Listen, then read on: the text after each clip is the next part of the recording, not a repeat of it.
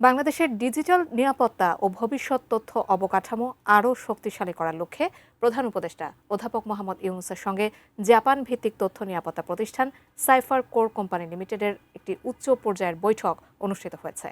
বৈঠকে নেতৃত্ব দেন জাপানের পুরস্কারপ্রাপ্ত তথ্য নিরাপত্তা বিজ্ঞানী ও MIT ভিত্তিক গবেষক প্রফেসর তাকাতোশি নাকামুরা, যিনি কমপ্লিট সাইফার টেকনোলজি এর উদ্ভাবক।